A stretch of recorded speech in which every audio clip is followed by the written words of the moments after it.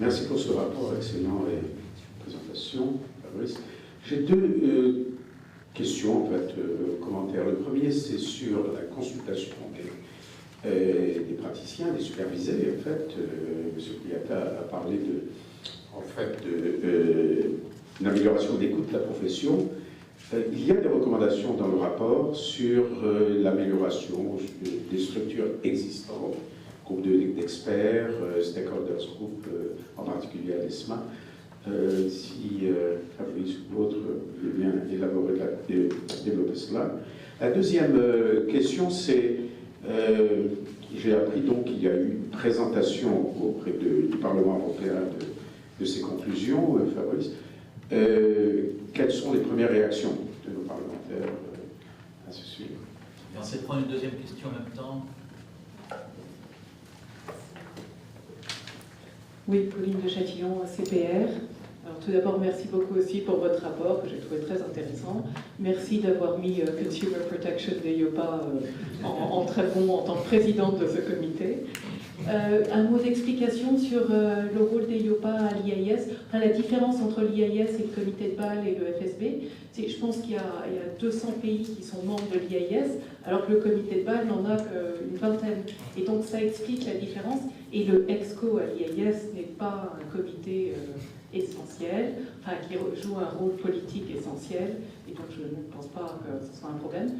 Et par contre, sur la coopération entre EIOPA et les autorités européennes, nationales, en fait, c'était déjà fait dans le cadre de CEIOPS, c'est-à-dire que CEIOPS contactait les autorités européennes et il y avait une réunion de coordination avant les réunions à l'IAS, et ça continue maintenant avec EIOPA, et d'où cette place d'EIOPA dans les discussions à l'IAS. Je pense que les ESAs sont dans une situation un peu paradoxale, c'est qu'à la fois on leur demande d'être très indépendantes, mais elles ont besoin de leurs superviseurs nationaux pour faire le travail.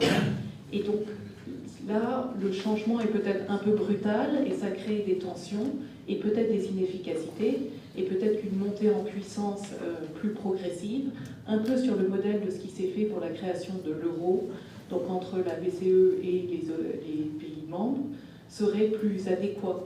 Donc là, en fait, je trouve que EIOPA, qui est l'autorité que je connais, est un peu tiraillée entre l'exigence d'indépendance que lui mette le Parlement européen notamment, et le fait qu'elle ne peut pas travailler sans la compétence et l'expertise des superviseurs nationaux. Et donc, on le met un peu dans une situation bancale. Et donc, je pense que si on prévoyait une montée en puissance plus douce, ça serait peut-être plus efficace. Le rôle de la Commission n'a pas été mis en lumière, mais je pense que la Commission est quand même un peu fautive dans l'histoire. Elle est donneur d'ordre et puis elle donne des dates limites qui sont absolument intenables et qui font que le travail n'est pas forcément... les études d'impact n'ont pas le temps d'être faites correctement. Et puis le niveau du représentant de la Commission européenne au Board of Supervisors d'EIOPA n'est pas le bon niveau. Quelquefois, on a l'adjoint au chef de service, alors que la Commission requiert des autorités membres qu'elles envoient le plus haut représentant. Enfin, l'union bancaire, je pense que ça n'a pas seulement un impact sur EBA, ça va avoir aussi un impact sur EIOPA et sur EIOPA. Donc je vois que Mazar et Fabrice Marini, ça ne m'étonne pas de lui, insinuent quand même que le Twin Peaks serait la solution optimum dans 3 ans. Je ne suis pas contre le Twin Peaks, mais je pense quand même que l'expérience du sous-groupe PRIPS au Joint Committee, dont je fais partie, me montre qu'il y a quand même du travail à faire pour prendre en compte les spécificités assurances dans les discussions sur les initiatives horizontales comme PRIPS, parce que les gens des marchés financiers pensent qu'ils comprennent tout à fait l'assurance et donc ont tendance à vouloir plaquer. Ils sont en avance par rapport à l'assurance en matière de protection de la clientèle, c'est évident. Côté assurance, les forces ont été absorbées par Solvabilité 2 et donc n'ont pas progressé autant. Mais je pense qu'il faut laisser la place à l'assurance d'expliquer ses spécificités pour obtenir des initiatives transversales équilibrées pour tous les secteurs. Et enfin, je voulais juste signaler que le FMI paye ses assessors, alors que les peer reviews des ESA sont faites, chacun est payé par son autorité nationale. Nuance, oui. Oui. Peut-être deux éléments de réponse. Sur le stakeholder group, effectivement, le règlement impose la création de ces comités et aussi la composition de ces comités. En tout cas, on donne un certain nombre de critères. Et donc, l'équation qui consiste à avoir une parité, avoir une représentativité des secteurs et des pays, rend le résultat d'autant plus difficile à obtenir et des groupes trop hétérogènes et qui ont eu du mal à trouver leur mode de fonctionnement et leur bon niveau de contribution.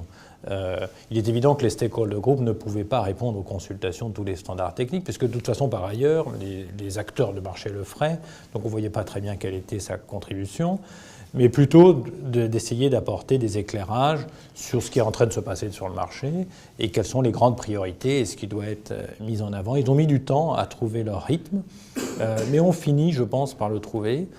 Il y a peu de moyens alloués à ces stakeholder groups, c'est-à-dire qu'il y a à part une demi-personne qui les aide à rédiger, il ne se passe pas grand-chose, et ça c'est le problème, ça c'est dans le problème général des ressources de ces autorités. Je pense qu'il faut apporter plus de moyens.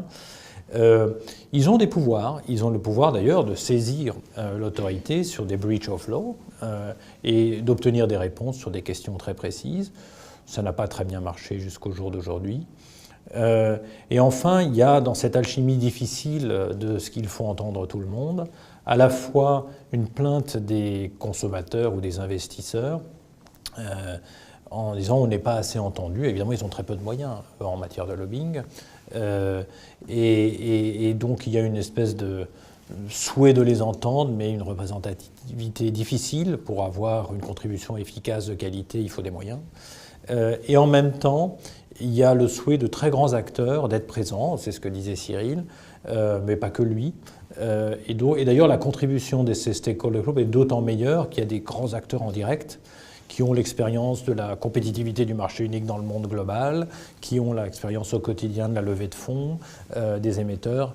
Et donc, ce mix de hauts responsables venant témoigner de leurs difficultés au quotidien est très difficile à obtenir. D'abord, ce sont des gens très occupés, et donc les mobiliser pendant un jour et demi, c'est très difficile. Et en même temps, on se porte candidat, on ne peut pas forcer les gens à venir, mais je pense qu'il faudrait essayer de créer le mode de fonctionnement de ces comités pour attirer ce genre de contribution beaucoup plus utile que celui du relais d'une association qui a un discours et qui de toute façon interviendra dans la consultation. Là, c'est plus des témoignages en direct qui sont beaucoup plus en prise avec les évolutions qu'il faudrait essayer d'obtenir, mais c'est très difficile. Peut-être un mot sur la commission. Il faudra en parler des heures, mais c'est étonnant dans le questionnaire qu'on a fait. C'est dans une des annexes du rapport, vous verrez, on a fait des pourcentages des réponses. Et les autorités sont considérées comme étant indépendantes du Parlement, relativement indépendantes du Conseil, pas du tout indépendantes de la Commission. Telle est la perception des gens. À plus de 60%, ils disent qu'ils ne sont pas du tout indépendants de la Commission. Et c'est dû à une multitude de choses, à la fois, et ça c'est légitime, c'est que le droit, ça devient du droit positif qu'une fois que la Commission estampille, et ça doit rester puisqu'il y a un contrôle démocratique. Mais ensuite, c'est toute une série de tracasseries où finalement c'est la DG Marché qui fait des audits internes, le pouvoir d'influence sur le fonctionnement au quotidien, qui est, à mon avis, trop intrusive, qui est nécessaire parce qu'il faut que ça soit fait en bonne intelligence, mais je pense qu'il y a encore un peu de champ pour les rendre plus indépendants. Et c'est assez troublant de voir que telle est la perception. Quelques secondes sur chaque question. Sur les stockholders, je suis largement d'accord avec ce que dit Fabrice. L'impression que nous avons, nous, c'est qu'il y a plus de difficultés côté ESMA que côté EBA pour des raisons que nous n'expliquons pas vraiment. Mais c'est comme ça. Alors que l'ESMA comprend bien, là on a encore eu un dernier, vraiment un problème totalement pratique, pas du tout de doctrine, mais qu'ils ont très bien assimilé. On l'a découvert vraiment quand ils ont sorti leurs recommandations, que d'ailleurs malheureusement la Commission n'a pas suivi, c'était sur le reporting des dérivés listés. Mais clairement, on se pose des questions, non seulement sur les groupes de stockholders ESMA, mais sur la manière dont la consultation des professionnels est organisée à l'ESMA. C'est plus informel, c'est-à-dire plus désordonné à l'EBA, mais ça fonctionne a priori mieux. Sur l'indépendance vis-à-vis de la Commission, le résultat de l'enquête ne m'étonne pas, pour les raisons que tu as dites. Et par ailleurs, tout simplement parce que dans l'Union européenne, quand vous créez quelque chose de... c'est récent, il n'y a pas beaucoup de monde, les gens ne connaissent pas encore trop, vous avez un chemin de légitimité gigantesque à faire et le pouvoir d'attraction de la Commission avec ses pouvoirs gigantesques est énorme. C'est là où la BCE change également totalement la donne. Personne n'a le moindre doute sur le fait que la BCE a une puissance gigantesque face à la Commission. C'est même une sorte d'inversion de pouvoir qui est assez unique de ce point de vue-là et qui va donc avoir, et je suis aussi d'accord avec ce qui a été dit, des ondes de choc assez générales dans plein de domaines et pas seulement dans la supervision bancaire. Juste un point, parce que la remarque de Pauline de Châtillon était extrêmement intéressante sur le rôle de l'IAIS et en lien avec la question que posait Michel Prada. On est vraiment à une période charnière parce que c'est vrai que le comité exécutif de l'IAIS est une instance qui n'a jamais joué un grand rôle par le passé. Et pour autant, ils viennent de prendre des décisions qui sont extraordinairement importantes. Juste un exemple. Le G20 et le FSB ont donc décidé qu'il fallait accélérer sur la mise en place de standards communs, etc. Très bien. A fixé une liste de 9 compagnies systémiques. Voilà. L'IAIS a décidé, dans ce comité exécutif dont le rôle est mineur, que ce standard commun sur l'assurance devait être décidé en 2016 pour être mis en œuvre dans le monde en 2019. On a mis 12 ans pour avoir Solva 2. On pense qu'on va avoir un standard commun sur l'assurance en capital dans 2 ans. Ça, c'est une décision. Enfin, je veux dire, c'est une décision prise par une autorité sur laquelle on peut s'interroger, mais qui est en train d'impacter tous les superviseurs, la CPR au premier chef, mais la BaFin, etc., etc., tout un nombre d'acteurs en se disant « mais comment fait-on pour se mettre d'accord dans 2 ans sur un standard commun mondial ?»